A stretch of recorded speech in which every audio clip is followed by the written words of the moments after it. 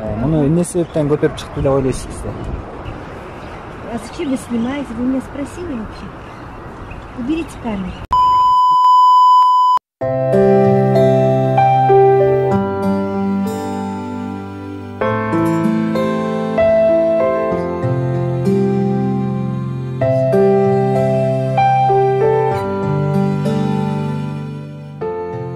Assalamu alaikum урматтуу биздин көрөрмандар. Бүгүн 23-сентябрь Кыргыз мамлекеттик тил күнү. Ушул күндө элдерден сурамжылоо жүргүзөлү деп ынтымак паркына келип отурабыз. Анда эмесе биз менен бирге болуңуздар. Элден жооп долбоору Эл ТВ YouTube каналыбызда.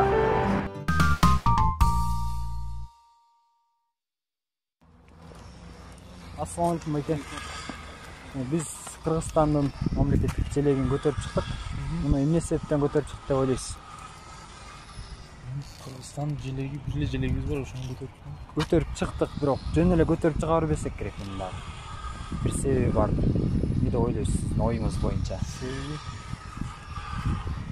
Билбейт экенби себеби? Билбейт экенмин. Эч себепсиз эле көтөрүп албасак керек, бир себеби бар. Эмне, кандай деп ойлойсуз ошону? Сен эмне деп ойлойсуң? Азыр неме болуп коет, анан шайлоо сатылуу болуп коет. Ошол үчүн деп ойлойсуз, э? Ошону Кыргызстанды сатпайлык деген максатта деген. Себептери көп, силер кандай себеп менен көтөрүп жүрсүңөр? Ачык кыйын, азыр Кыргызстанда кырдаалоо болуп атат, мамлекетте шайлоо болгон да жакында, ошого карата көтөрүп жүрсүңөр керек. Балким бир себеп болуп. Андан башка дагы. Насчет выбора. Может, баягы ар бир Кыргызстандын атуулун патриоттукка үйрөтүп, биздин желек, же болсо жаштарга келаткан кичинекей балдарга көрсүн деп ошондой ойдо көтөрдү го. Же болсо бир партияга айтса деп. Граждане Кыргызстана.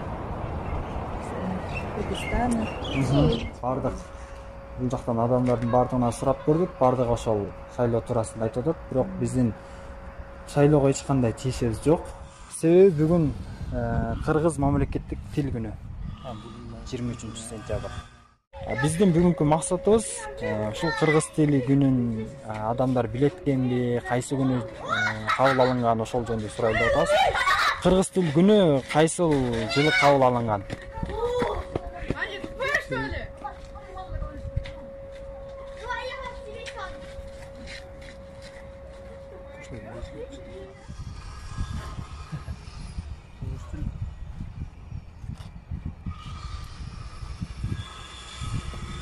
Эсиңизде жок, э? 93-жылы болуш керек. Стиль күнү точно унутуп калдым, чын эмес. Точно билбейсиз, э? Точно билбейм. Бул билбей калыш уят эмес, үйрөнбөй калыш уят деген сөз бар экен негизинен. Кыргыз тили бул 1989-жылы 23-сентябрда кабыл алынып, кийин 2004-жылы Жогорку Кеңеш тарабынан кайра жаңыланып, кыргыз тили мамлекеттик тил болуп, орус тили расмий тилибиз болуп кабыл алынган экен. Эне тилин билбеген эси жогун аныктайт. Ары карай? Билбейсиң. Элин сүйүп жаратпайт. Бул чыгарма кимге таандык? Кайсыл акын жазды эле?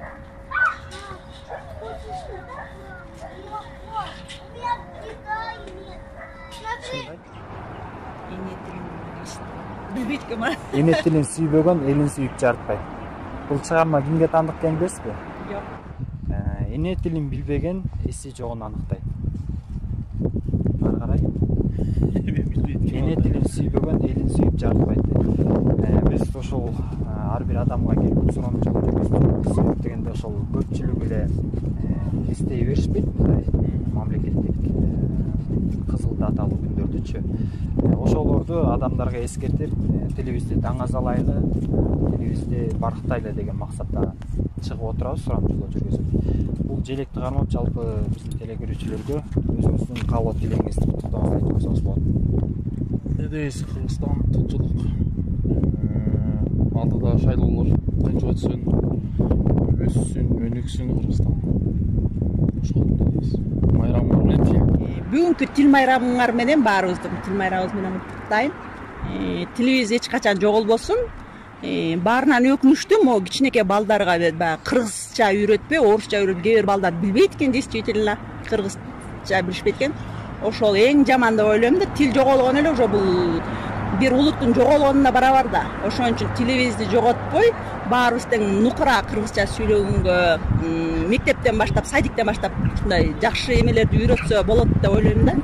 Ошон үчүн баарыбыз тең кыргыз тилинде сүйлөп, башка өлкөлөргө да бизге суктанарлык болгондой болсо деп ойлойм да. Баягы орусча сөздү кошуп сүйлөбөй. Ошо. Ошо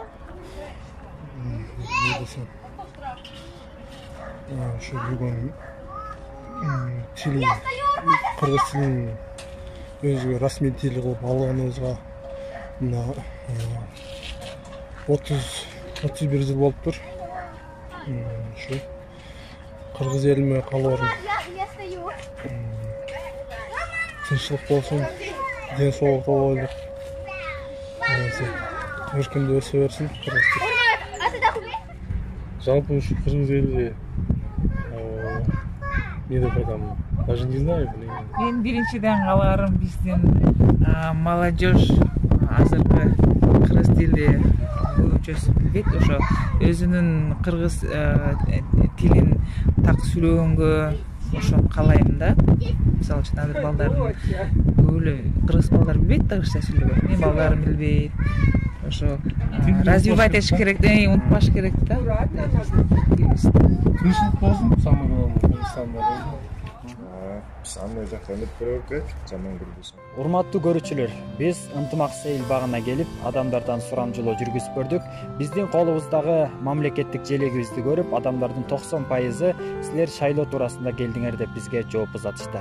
Бирок биз кыргыз мамлекеттик тил күнүн майрамдап жүрөбүз деп аларга кайрадан айтканыбызда, алар бизди таң калуу көздөрү менен карашты. Себеп дегенде алар бүгүнкү 23-сентябрь кыргыз мамлекеттик тил күнүн эстен чыгарып жиберишкен экен.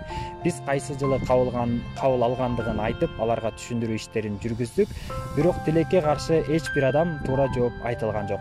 Ушуну менен биз эфирибизди жыйынтыктайбыз. Кийинки биздин жолугушуубузга чейин сак саламатта аман туруңуздар.